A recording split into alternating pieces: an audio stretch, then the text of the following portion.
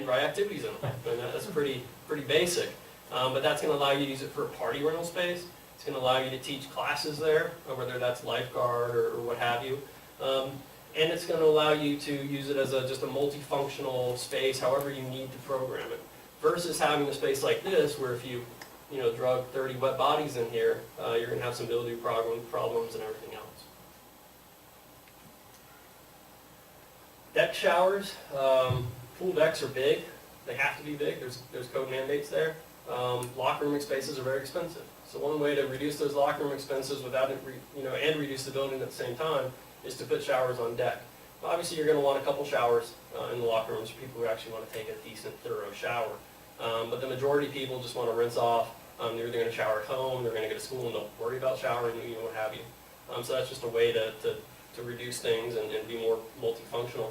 It's also a great way for lifeguards to enforce, say, take a shower before you get in the pool, which is going to reduce your chemical use. That back of house arteries of the thing, again, we really want to design a space that's maintenance friendly.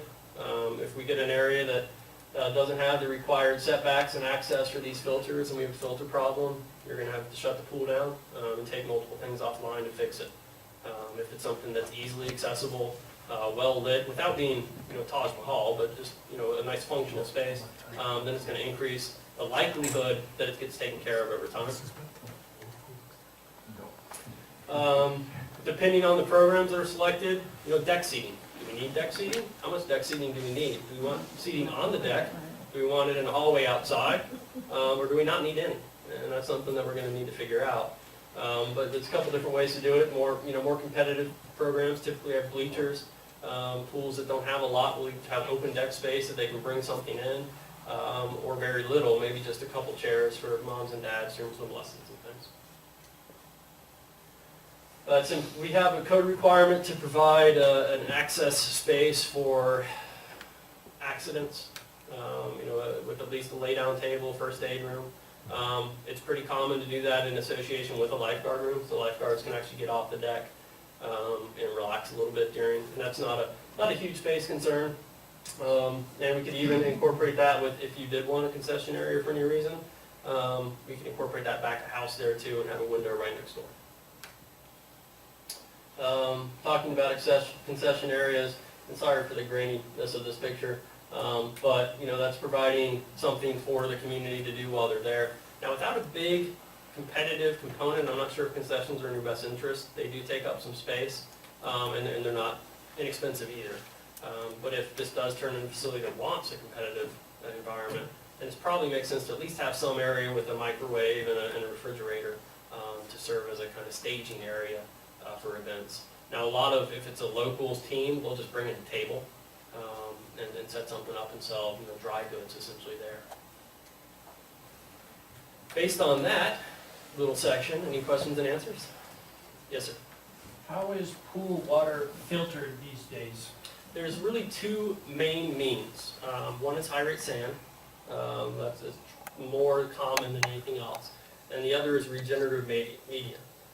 Regenerative media has taken the place of DE, or diatomaceous earth. Diatomaceous earth has some problems health-wise because it can be ingested and get in lungs and throats and cause some health issues. The cost of regenerative media is about 3 times that of high rate sand. And that's probably why high rate sand is more prevalent. The benefit of regenerative media is it filters out finer particulates and it'll use a little bit less water. What about pH? pH control is typically either CO2 or acid, or a combination thereof. We personally like combination thereof if possible, because you can raise and lower. That also decreases the amount of acid that's required to be stored on site. And if you know anything about pools, I'm guessing you do from the questions you're asking, acid can do damage to any exposed metal. Yes, ma'am. Have your company built a pool at a 4,000 elevation? Yes.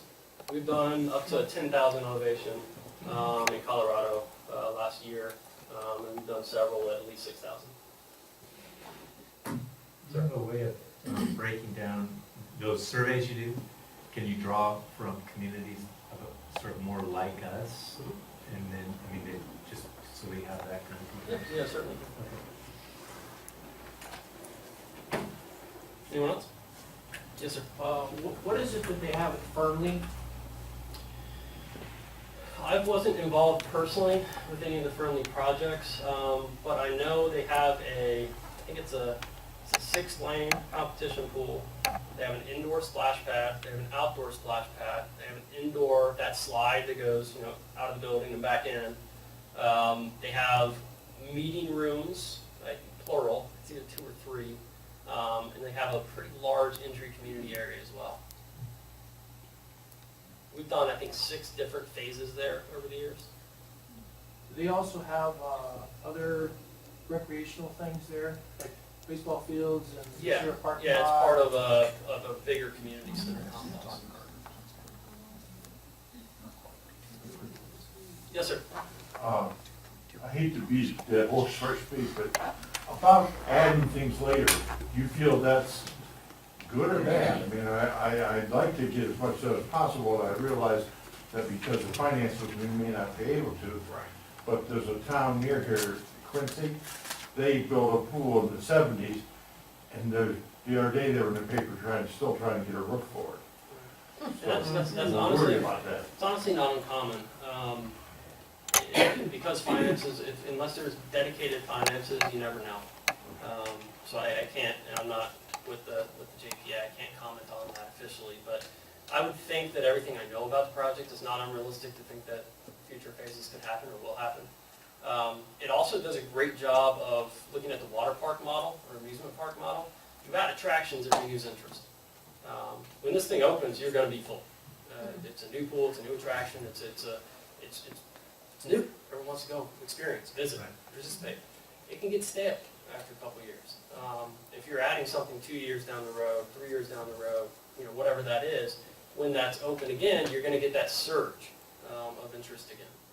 And that's what, every theme park you see, they add an amusement park ride every single year to try to increase that gain. Thank you. Sir? Do you have a ballpark cost of what, I guess it was Fernley, you showed the outside building with the slide, what that might cost? Just a ballpark idea? Let's wait a little bit for that. We'll get into those details later in the presentation. Sir? We get away from calling it Fernley, it's actually Minden. Yeah. The one you're talking about is Carson Valley Swims. Right, Yeah. right. I apologize. All right. It's Fernley, yes. So, let's dream a little bit. So, no site constraints, no budget constraints. What do you want? Is this something where we want to make an architectural statement? We want to drive into town and say, The one on the right. there's our pool. Courthouse, with a pool. Yeah. Is that something you're looking for? Is it, is this a facility where we're really having a life cycle with our children? We're teaching them how to swim, to become comfortable with the water, to providing them opportunities to get college scholarships and high school participation and everything else. Is this, like you say, is that Olympic swim center? Is that your dream? Is it the ultimate recreation fun experience? Standing waves and floating, all those sorts of things. These vast zero-depth entry pools with 1,000 features. Is this facility geared just for therapy? Is this something we just want to improve the quality of life of our citizens? Is it something where we have very specific programs that we want to train for, from kayaking to scuba diving to, just those miscellaneous recreational programs? So, I want to hear from you guys. If there is no constraints at all, what do you want? Indoor, year-round, Yeah. long course, Resort style. open all year. Yeah. Did we cover it all? Recreation. Also, would be nice if we could use like, those water tube babies, that float on the thing, then with their mother, whatever, to somebody like me, So, without going crazy, I would like to have maybe a swim team if we could, and then like 4 or 5, so it could be used for at least 6 different groups of, not all at the same time, but, so it could be used by everybody. Right. I mean, I just looked at it, I was thinking competition, kids swim lessons, senior therapy.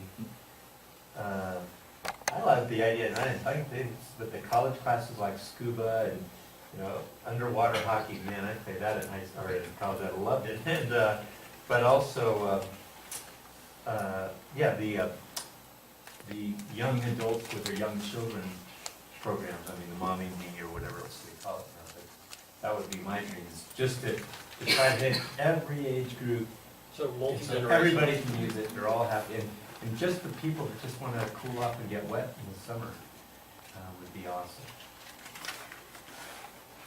A diving board, maybe at least one springboard. At least two. 1 meter, 3 meter. Yeah, one of each. Not in California, How many people are getting the slide? I know it's gonna be expensive, but I think the kids would enjoy it, so is it? We're seeing a lot more slides and a lot less diving boards, unfortunately. Just for insurance purposes, not a whole lot of communities. To get a diving board, or even a 1 meter, you're looking at 12.5 feet of depth. Slides, dump into 3'6". So slides can be in a different area or the normal area of the pool. However, if you need diving for your teams or active, then you have to have that depth. And that depth also plays for other programs such as scuba and all those sorts of things. What about the slides that have self-catch on? Yeah, that's actually a good point to bring up. So typical water slides traditionally have dumped into water, a portion of the pool. And that takes up some space and it also puts some swimmability constraints on who can use the slide. You have to be able to pass a swim test to go down a slide if you're under a certain height so that you can stand up if you get disoriented or what have you. A slide with a runout flume, anyone can go down because there's 8 inches of water at the bottom of it. So it takes up a little less space because you don't need a pool. And it's more truly inclusive for all age groups. You could even do, in those flumes, depending on the one selected, a parent with a younger child can go down at the same time. Okay. So, cold shower time. A little bit of a reality check here. I thought I corrected that. Our first phase is actually around 2.5 million, 2.5 to 3 million. So let's shoot for the 2.5 number. And then potential future phases could be up to an additional 5 million on top of that. So there's that 2.5 number. What does that translate to?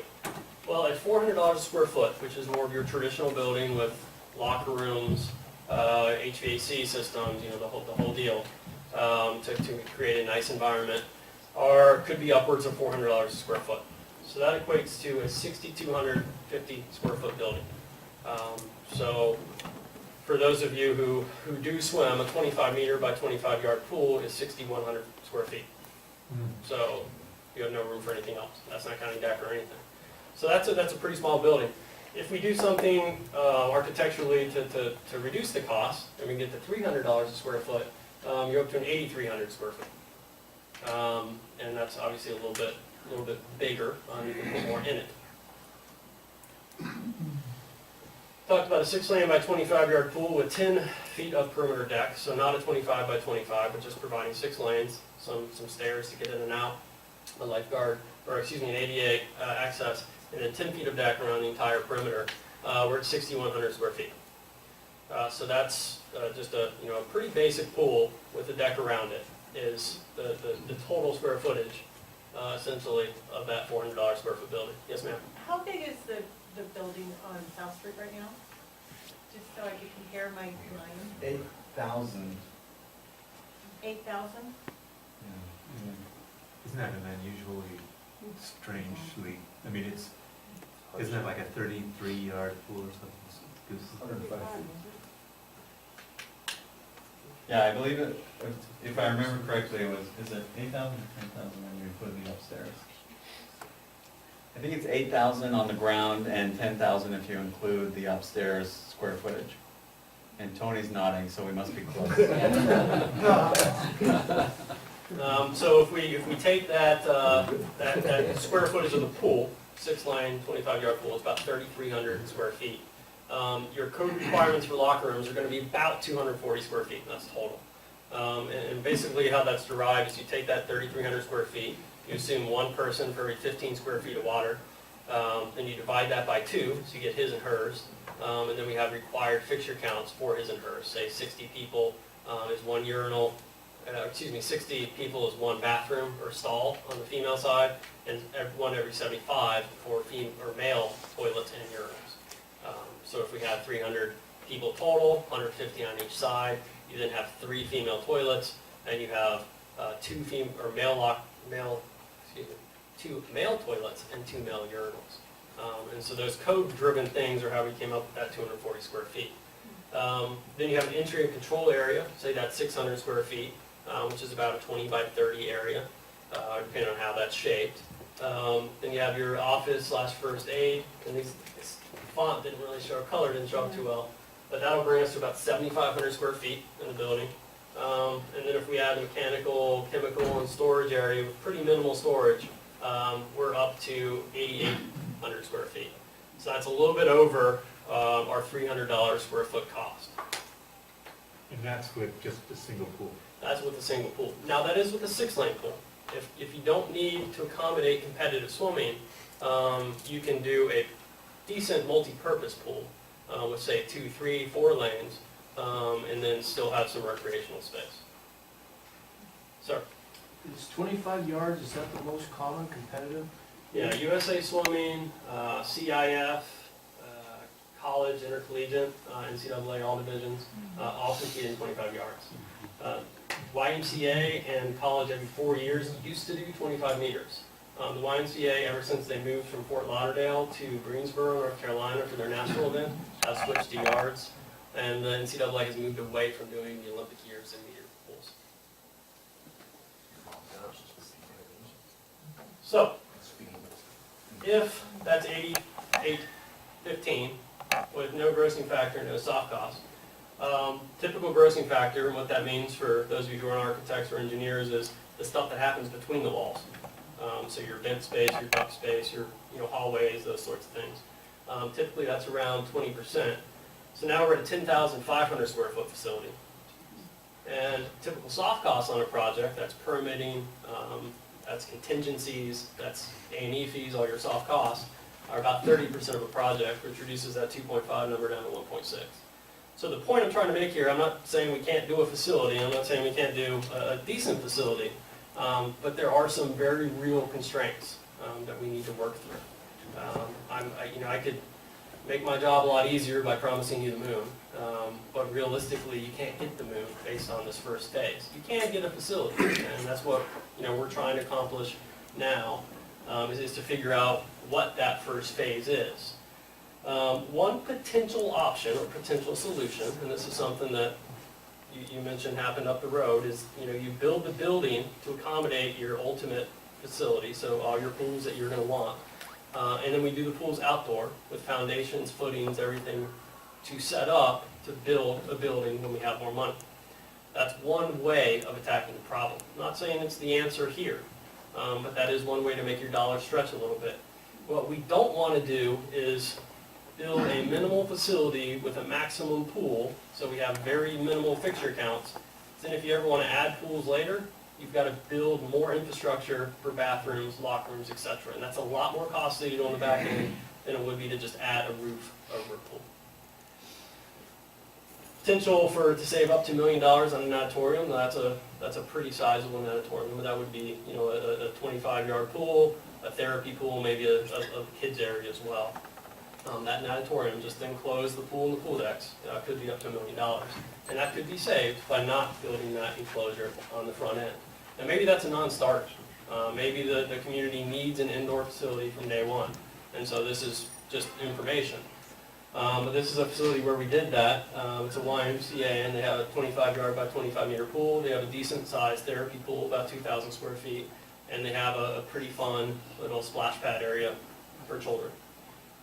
It took them 3 years to raise the money, mostly through donations, to do the building. So where does that leave us here? we as a group need to determine, really what our needs are versus our wants. And that's really the point of this exercise. I'd love to build a 50-meter pool with an indoor water park and hot rocks and everything else for you guys to enjoy for generations to come. Realistically, I think we can still do a decent facility.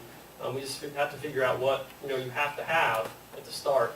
And we'll come up with some options to figure out, what those things are and graphically present them to you in our next meeting. And just, just to reiterate, your budget's your budget. And that's not something that I think is up for discussion right now. How deep is the average 25-yard competitive pool? 7 feet at one end.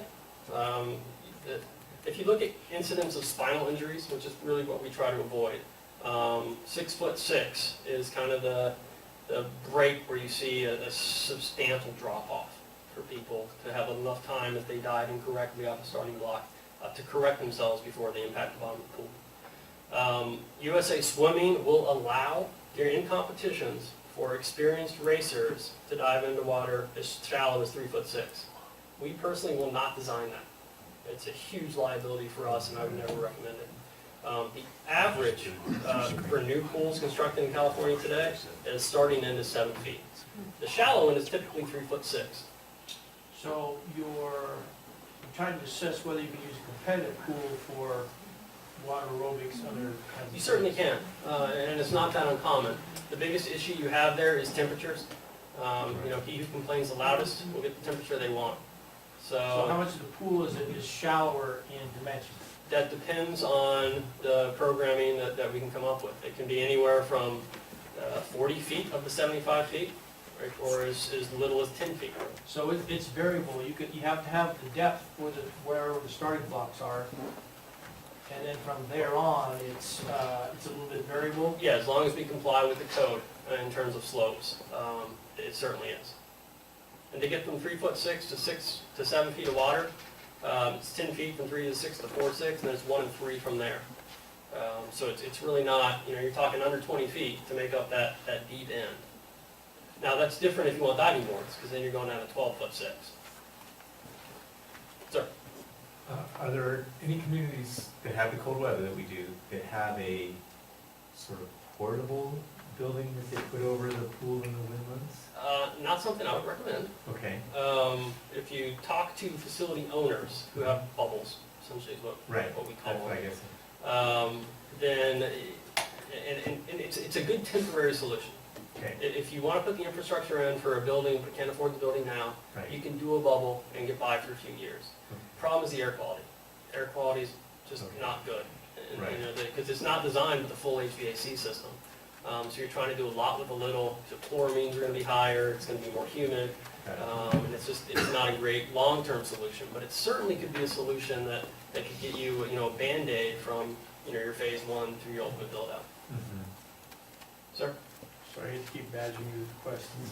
Do you know what the covering is on the pool in Truckee? I do not. Fiberglass by Are you chance? talking about the high school? Yeah. It's a hard cover. Are you talking about South Lake Tahoe? No, Truckee. I was gonna say South Lake Tahoe's there, probably. Truckee's the hard cover. It's just different than your average building. Yeah, it's a little different. It was built quite a few years ago and it's been remodeled, so. Yes, sir. What's the cost difference between a bubble and a hard roof? Is it pretty severe, or should we just go ahead and put the hard roof on, is what I guess I'm asking? Well, the ultimate long-term solution for you, especially with the snowpack you get here, or can get here, not last year, but, good years, you'd want a permanent solution. Now, looking at, going back to the beginning of the presentation, we talked about traditional building versus a pre-engineered building. One of the pre-engineered buildings actually gets a pretty good R value, it's an R20. And it's not gonna get you any LEED points, for those of you who know what LEED is. But it's manufactured for cold weather environments. So that can withstand everything. The average cost there for traditional buildings, say, let's just use $300 a square foot, assuming we can do a building for that.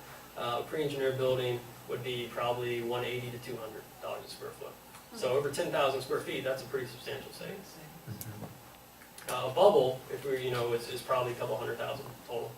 But it's only good for 3 or 4 years. Well, it could be, well, it's Right. designed for that, but, Right. it's not uncommon to see those things 10, 15 years later limping along. Right. Now, I'm trying to understand what you said, or I didn't understand quite those slides where we would build a facility, it's a possibility to reduce costs, where we want to have the bathroom facilities and all the other facilities built for a larger facility, that we would then phase in maybe these other pools. So if we, for instance, if we think that our ultimate build-out's gonna be say a 6-lane competition pool, a therapy pool for 40 people, therapy, a warm Sure. water pool for Yeah, 30 warm people, water. we can do therapy or learn to swim. And then some sort of play area for 12. And say that equals 10,000 square feet of water. Then we'd size the fixture counts for 10,000 square feet of water. Even if, on that first phase, all we do is build a 6-lane pool. That's right, yeah. Okay, and then we also, everything else would be designed around those hopeful pools in the future. Okay. The one caveat to that is mechanical space. Mechanical space is less expensive. It doesn't have to be, meet all the requirements of turnovers and everything else that the main building does. So Okay. maybe our initial build out, we will, you do 2 ways. You can stub out for future equipment, or you can right size for your first phase, and that's traditional, or the first mechanical room. And then you can always add a second mechanical room later. So the mechanical equipment's all outdoor rated. We don't recommend it being exposed to the Right. elements, but Now, in the building, whatever it is, that also can be, as we add pools, we add building, or you build a building over the whole it's area? a lot more expensive to add Right. building later. Okay. Okay, yeah. So build a building, that's it. That would be the recommendation. Now, that's not a requirement. You can Right. always add building later, but then you're talking about, there's economies of scale. Right. And your economies of scale for mechanical spaces are pretty easy to do. For building, it's really hard. You're essentially paying dollar for dollar on what you could have. And if codes change, I assume, California CBC was just updated or a year ago now. So that code's really not gonna change. The only newer code is the Model Aquatic Health Code, which was just released. But California code's in excess of the Model Aquatic Health Code. So I don't think that that's gonna impact our codes here in the next 10 years. okay. Now, the next rendition of CBC, who knows what they're gonna do. But in the foreseeable future, I don't see that being a problem. And you undoubtedly have had experience working with geothermal waters. Ours has been very corrosive, right, in the past? That's just the heating source. That's not a big deal. It's not in the pool. Right, you Right. essentially No, utilize I'm a not heat saying in the exchanger. pool, but we've had maintenance problems in the past with our old pool. But all that is fairly easy to deal with these days? We would analyze local water, Okay. And then we can design around that. Okay. And it's not gonna add much cost to anything in the front end. Right. Okay. Sure. I'm almost 70, so I'm not thinking of me so much. But what about the young guys? How many years are we looking for that this pool can be a viable pool for us? Generations. I think any new facility should be designed to last at least 30 years. This is a lot of money that you are paying for. Your friends, your family, your neighbors are paying for. And it'd be a disservice to design something that's gonna last for 10 years. Right. I agree, that's why I want to make sure that we think of them more than of somebody might. Well, you'll be around for a while. Yeah. Well, the last pool lasted how long? Oh, gosh, since 36. 70 years or something? You gotta remember, it was a seasonal pool. Ladies in the back, you're being awful quiet. Do you have any comments or questions? Well, I would like to see the pool, a pool, or the facility designed so that this roof structure can come later, but the facility be available as soon as possible, recognizing that enclosing it is another dimension that perhaps we can't afford. But I think I just heard you say that to build the structure later is a great deal more expensive. To build the support spaces later, so the bathrooms, the lobby, Oh, et okay. cetera, is. Yeah, you no. can- The pool itself, that natatorium is gonna be separately treated, from the main air quality in the building. Mhm. So that is fairly easy to add later. Okay, thank you. I don't understand the term, what's natatorium? Natatorium is a pool enclosure versus a building, which is a dry space. We use that just to hopefully not confuse the audience.